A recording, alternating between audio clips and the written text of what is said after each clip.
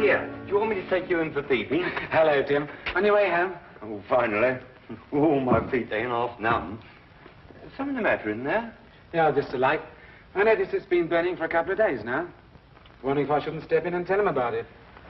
I reckon they must have left it burning by mistake, you know. They'll know all about it when they get their gas bill next month. Yeah, I know. It seems a shame, though, doesn't it? Still, I don't think it'll do much harm to go and ask them if they know it's on. I hope they didn't tell you to mind your own business and pack you off. Well, I'm just going to have my pint before supper. Cheerio. Cheerio, Tim.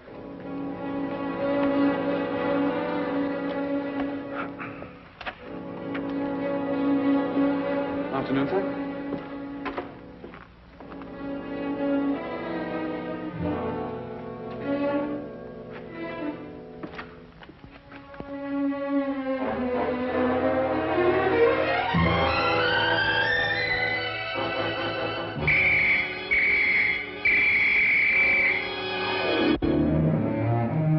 Holmes, poison?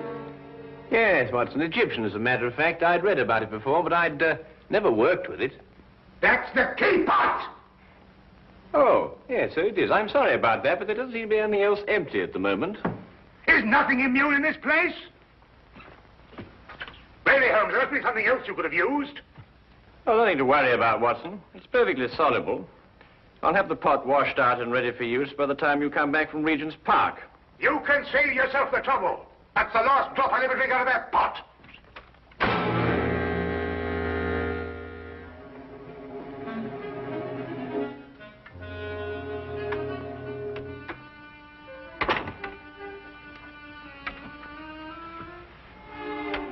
I say, Holmes, how in thunder did you know I was going to Regent's Park? Well, a simple deduction, my dear fellow. Take a look at your clothes. Oh, what's the matter with them? I might easily be going to the club in these. You're immaculate, except for those old shoes. Hmm? Oh, those. I've forgotten all about those. So I deduce that you're going to a place where you're likely to meet people, but also you're liable to scuff your shoes. The gravel paths of a public park seem to fit that perfectly. But why Regent's particularly? We're lunching at 12:30, and since it's now nearly 11, I assume that your choice of parks is limited to the most convenient one, that being Regent's, of course. Simple deduction, really. I wonder who that can be this time of the morning. Would you care to deduce it, Watson? No, I think it'd be simpler if I just open the door. Would you be Mr. Sherlock Holmes? No, but won't you come in? It's Mr. Holmes I got to be finding. I am Sherlock Holmes, madam. Won't you be seated? I will that. Sure, I've lost a bit of my breath. Have you come far? Clean up from Chelsea, I have, sir. Well, that's a long way indeed. May I introduce my very good friend and colleague, Dr. Watson? Good morning to you. I would My name's Dugan, sir. Mary Dugan. No doubt you find it a bit odd having a stranger burst upon you in the height of the morning like this, but I've come from a house black with sorrow to ask your help. 'Tis the house I work in. Is there some difficulty in the house? Difficulty? Aye, and more. There's murder. Ah, murder, is it? Now, this is most interesting. Won't you go on, Mrs. Dugan? 'Tis the master of the place himself, Mr. Harringway, that's dead. Found by the bobby of our street. Filled with a dose of something with a great long name, the old man was. But surely if he was found by the police... The police? Sure, it's them that brings me here. For they've come and rode young Mr. Vernon off to jail for committing the crime. Mr. Vernon? Aye, a strapping lad who's soon to marry Mr. Harringway's stepdaughter, Janet. I gather that you're not in agreement with the police, Mrs. Dugan. Ah, sure, that's the problem. That's what's been torturing me all through these black nights and making my life unbearable. For you see, Mr. Holmes, it was my testimony, and my testimony only, that's put Mr. Vernon in jail. It's because of what I told the police that he's sitting in the cell this very moment waiting for his time to go. And yet you believe that young Vernon is innocent. I'm certain the lad's innocent. Sure, I feel it in me bones. Yes, but I say, didn't you tell the police the truth? I told them the truth, sir, but somehow, unbeknownst to me, I must have lied. Perhaps you'd better start your story from the beginning, Mrs. Dugan. Aye. Well, it all happened last Friday afternoon. Late in the afternoon it was, for I was soon to be leaving the house, having the weekend off as I do. It would be about 5 o'clock when there was suddenly a great clatter upon the door.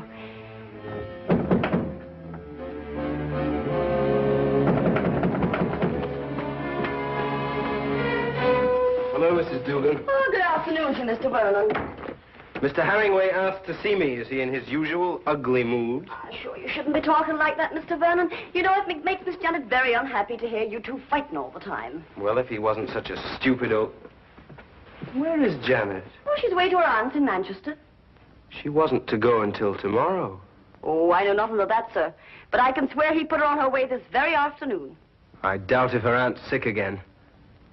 It looks like another of his tricks to keep us apart. Well, where is he? In his study, sir. He's asked me to show you right in. Just a minute. My coat, I forgot something.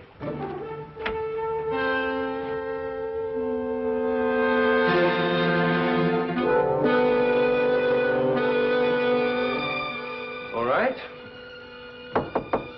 Come in. Mr. Vernon, sir. Would that be all? No, Mrs. Dugan. I want you to remain. Remain, sir. Just sit over there and listen to every word that's said.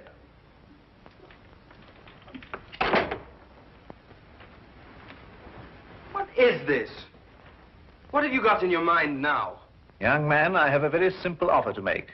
And I want Mrs. Dugan here to be witness to it. Well, what kind of offer? I'll give you £1,000 to clear out of Janet's life. You must be out of your mind. On the contrary. Only a fool would refuse such beneficence. You disgust me. Your tastes don't interest me. I want only to rid you from Janet's life. Stay right here. I intend to finish. I happen to be in love with Janet. But I could hardly expect you to understand a thing like that. £1,000 is a lot of money. And for you, probably more than you'll ever have the rest of your life. Think of it. £1,000 just for clearing out.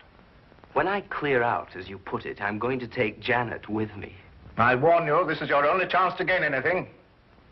You must always win, mustn't you? Every little thing has to be your way. Even if it means destroying your daughter's happiness. I'm not interfering with her happiness. I only want to cleanse her life of a bit of trash. You may have had her under your fist all her life, but she'll break away now. No matter what you do, Janet's going to marry me. Mr. Herringway! Medicine. My medicine in the cupboard in the next room. I'll get it. Green bottle on shelf.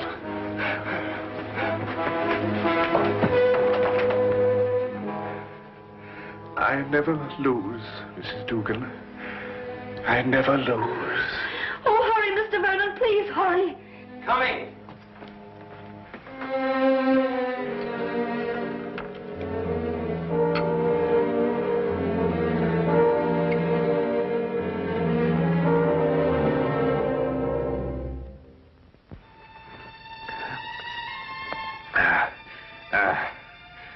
Thank you.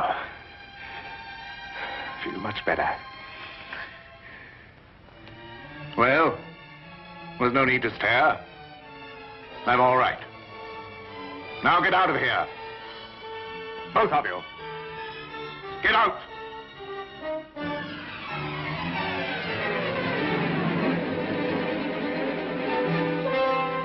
Get out.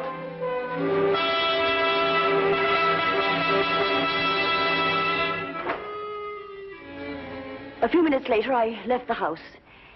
And that's the last I ever saw of Mr. Herringway. Alive. I see. And what did you tell the police when they questioned you? Sure, I told them everything. Just as it happened. About the bottle Mr. Vernon took out of his coat pocket, the sudden quarrel, Mr. Herringway's attack of illness, and Mr. Vernon going to get the medicine. And this was sufficient to have young Vernon remanded on a charge of murder? Aye, for the police informed me that it was the medicine, the very medicine that I saw Mr. Vernon give Mr. Herringway, that killed the poor old man. They say that poison was put into the medicine. Yes, but look here, that certainly seems to point towards the young man. When he went to obtain the medicine, he apparently slipped in the lethal dose. It seems that way, sir. But in my heart, I can't bring myself to believe it of him. That Inspector Lestrade, though, he won't believe another thing else. Lestrade, eh? He's the policeman who seems to be in charge of it all. Indeed. Inspector Lestrade, you hear that, Watson? We must go round and see him. Well, if you think it'll help. Aye. And 1,000 blessings on the pair of you. I don't know what we can promise you, Mrs. Dugan. I shall have to have a word with Mr. Vernon before I can express an opinion on the case. However, we shall certainly go and see Inspector Lestrade at once. I know it looks dark and all, but I must keep up hope. Well, I must be off. I don't like leaving Miss Janice alone for so long. Naturally, Mrs. Dugan. Well, we'll certainly do our best. Thank you, sir.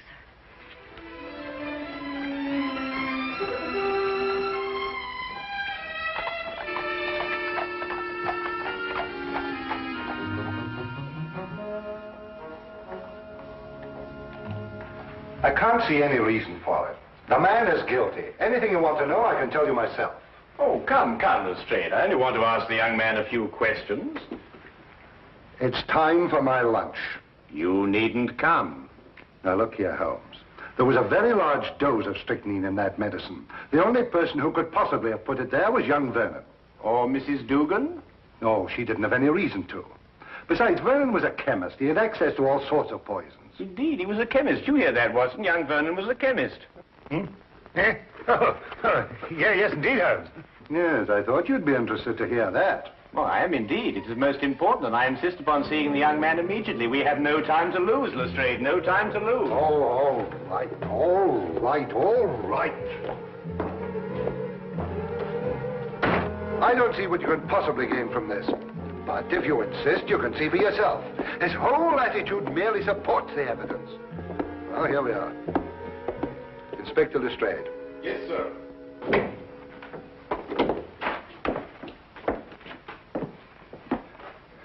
Well now, Vernon. Well now, Inspector. How many times a day are you going to bring me up here and subject me to your idiotic questions? I've already told you everything I know. I'm getting tired of repeating it every half hour so that it'll penetrate your dense brain. Look here, young man, that's hardly an attitude to take. You're charged with the most serious crime. Indeed, I am. And since it appears I'm to pay for it, my only regret is that I didn't have the pleasure of committing it. There's just one point. I don't know who you are, but you may as well know that I don't wish to answer any of your questions either. It appears I've talked myself to the gallows, and that should be enough. So good day to the lot of you. Good day to you, Mr. Vernon, and thank you very much. You've been most helpful.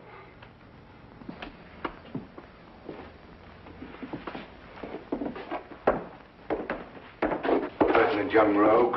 Oh, very interesting, Lestrade. Take the Baker Street, Holmes. Certainly not, Watson. We have a killer to catch. Killer? Yes. What do you think you were just talking to? A very furious young man, Lestrade. But he's as innocent as Dr. Watson, me, and you. Or perhaps not quite as innocent as you.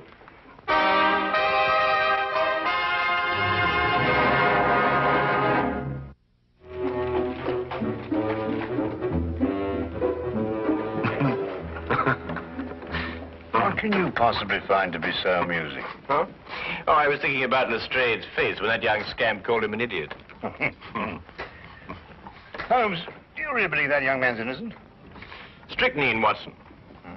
Combined with the fact that young Vernon's a chemist. Tell me, how quickly does strychnine act? Oh, matter of minutes. Half an hour at the most. Exactly. He did not know that the house would be empty when he went to visit old Mr. Herringway. He fully expected that Mrs. Dugan and Janet would be there. Right enough. Mr. Dugan indicated that. All right. Now, would a man with a wide variety of poisons to choose from choose a quick-acting drug, which offered him no chance of an alibi?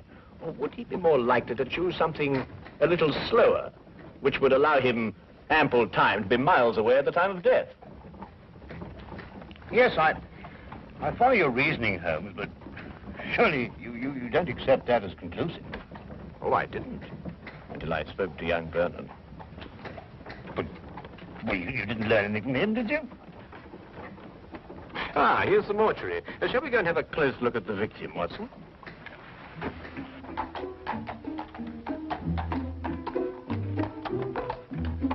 Holmes asked to see the medical examiner's report, and as we prepared to enter the mortuary, he explained his theory that Vernon's violent temper didn't fit into the cold-blooded pattern of this crime. A particular sort of fellow, our friend Herringway. Oh, why do you say that? Well, notice the well-kept hair, the neatly trimmed moustache. Mm-hmm. Wasn't so particular about his hands, was he? What do you mean, Watson? Well, look, the dirt definitely packed in under those nails. It's even gone into the cuticles. I say it's a bit incongruous with this perfect manicuring. Yes, especially as this hand's absolutely immaculate. Wait a minute, Watson. What? This isn't ordinary dirt. This is soil. Well, amateur gardener, perhaps. These hands never did any gardening. They display a lifelong devotion to immaculate cleanliness. And this hand obviously became dirty too near to death to be cleaned. Mr. Holmes, here's the report you asked for, sir. Oh, thank you. What are you looking at that for, Holmes? You know the cause of death was strychnine. This should interest you, Watson. Listen. The blood test indicated an extreme leukocytic state, sufficient to be diagnosed as advanced leukocythemia. Well, Mrs. Duggan said he was ill, but not to that extent. Watson, tell me, how long do you estimate Herringway would have lived had he not been given that dose of strychnine? Well, it's difficult to judge with this information, but I'd say, well, certainly under a year. Then we are looking for someone who couldn't afford to wait a year. An impatient murderer. Then that fits in with Vernon's violent temperament. It appears so, Watson. It appears so. And yet there's still something missing. A bottle. A little mysterious bottle. Watson, would you go and collect Mrs. Dugan and take her round to Vernon's apartment? Ah, yes, of course. What will you be doing meantime? Oh, I'm going over to Vernon's place now. There are a few things I want to check over before you arrive. But it's bound to be locked up. How are you going to get in? Oh, with a key. Have you got the key to Vernon's apartment? I hope so.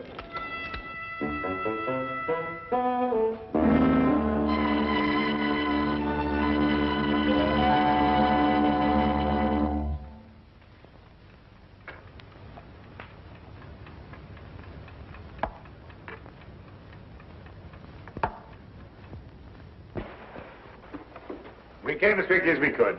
Thank you, Watson. Do you think it's proper bursting into a strange man's apartment like this? Well, it isn't proper in the least, Mrs. Dugan, but if we're going to help young Vernon, I'm afraid there's very little choice. What is it you want me to do? Do you believe, Mrs. Vernon, that you could identify the bottle that he took from his coat pocket on the day of the murder? Yes, I think I can. Good. Then would you mind examining these and take your choice, if any?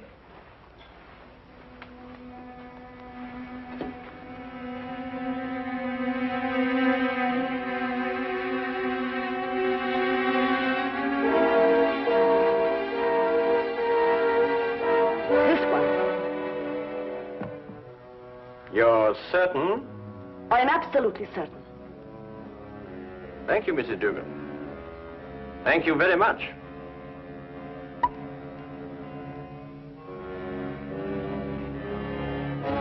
Holmes!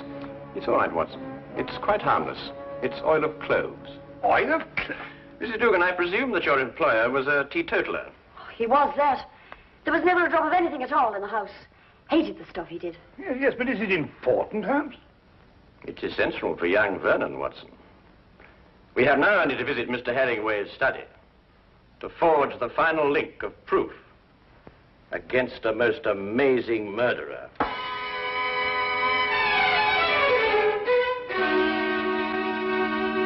Really, Miss Herringway, I hope you realize that in this case I find myself in a particularly difficult position. But as a police officer, I have no alternative. I must follow the dictates of the law. But Tom didn't do it. He couldn't have done it. It just can't be. Precisely the opinion I expressed to you this morning, Lestrade. Holmes? Oh, Miss Janet, this is Mr. Sherlock Holmes, and this here gentleman's Dr. Watson, his friend. It is because of me that they're here. You see, I went to them begging for the help. Help? It was your fiancé's arrest that prompted Mrs. Dugan, I believe. I see. Sit down, please. Well, really, Holmes, why do you persist in this? I've always had the greatest respect for your ability, but in this case, well, you astound me. Oh, now, come along, Lestrade. Well, it's true. Vernon had access to poison. He was here when it was taken. And above all, look at the motive. Just look at the motive. Who else had such a motive? Who else? Inspector, you didn't know my stepfather. He was a tyrant who loved nothing, no one. His whole ambition was power, and his whole pleasure was to rule.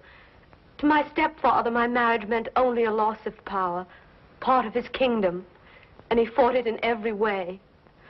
Life here became unbearable after I met Tom. Mrs. Dugan can testify to that. Well, 'tis true he was not a kindly man, and he did begin to get a bit odd of late. I see. There were some flowers in this room. Where are they? Flowers, sir? Holmes. Now he's interested in flowers. Petunias, perhaps? Mrs. Dugan? Why, sure, I put them out in the yard to get a bit of sunlight, sir. So dark it was in here.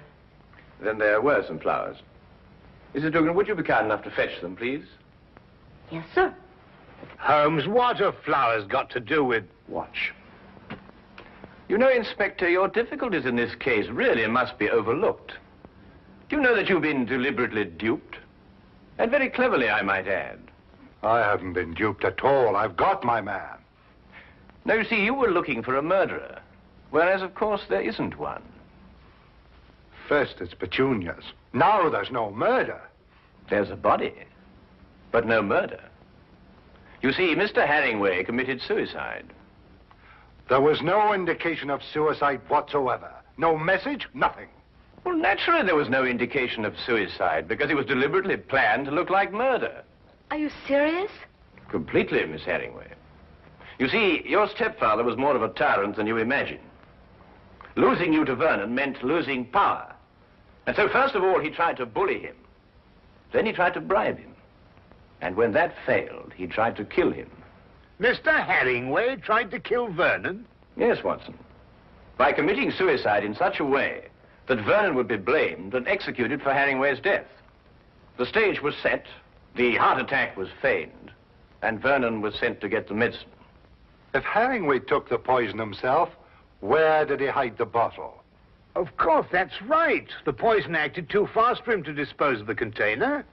But he did dispose of the container, Watson.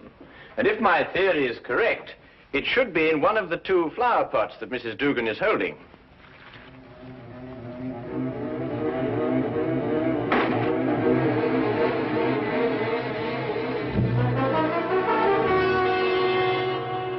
And a chemical analysis will reveal that it contains strychnine. The dirt under the fingernails. Exactly, Watson. And you said it got there close to the time of death? Then Herringway committed suicide. Yes, Lestrade. And Tom is innocent. Go! Go! Simple. Completely. Holmes, you never did explain to me what the oil of clothes was for. Oh, you mean the mysterious little bottle that Vernon removed from his coat pocket? Yes, sir. Oh, it's really quite simple, you know. You see, Vernon stopped at a pub for a few stiff whiskies to brace himself for his interview with Herringway. But the old man was violently opposed to the use of alcohol, so he had to do something to remove the evidence from his breath. Oil of cloves is quite common for that purpose. Ah, I see. Tea? No, none for me. No, I've had some before. My digestion is not quite up to it. Your digestion? Yes, I forgot and mixed our tea with some of that rare Egyptian poison.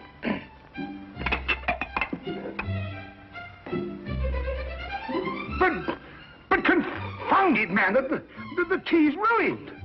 Oh, fair enough, old man, but so's my poison.